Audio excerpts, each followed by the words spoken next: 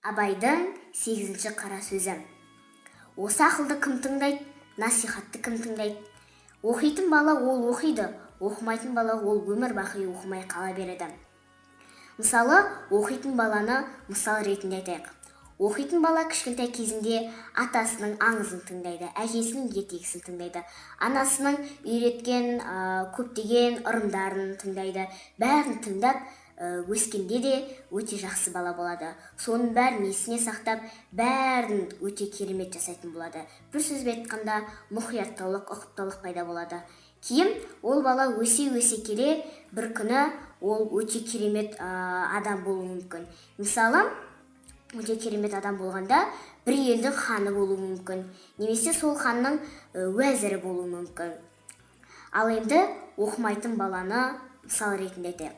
Мысалы, оқымайтын бала ол кішкентай кезінен де атасын да тыңдамайтын, әжесін де, анасын да, әкесін де ешбірін тыңдамайды. Кішкентай кезінде ешбірін тыңдамаса, ол өскенде кімді тыңдайды дейсіздер? Өскенде сол ұрлық жасап ақша табатын адамдар сияқты болып жүрсе, ол да өте жамандық. Өскенде оқымайтын бала әрине өмірі оқымай жүре береді. Тыңдамайтын бала ол өскенде де тыңдамайды.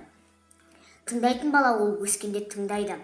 Тыңдайтын ол өмір бақи тыңдайды, тыңдамайтын тыңдамайды.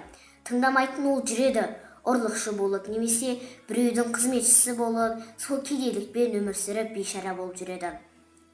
Ал оқитын ол өте жақсы адам болады, ата-анасын да тыңдайды. Кішкентай кезінде бала ата-анасын тыңдаса, өскенде де тыңдайды. Кішкентайында бала ата-анасын тыңдамаса, ол өскенде де мүлде тыңдамайды.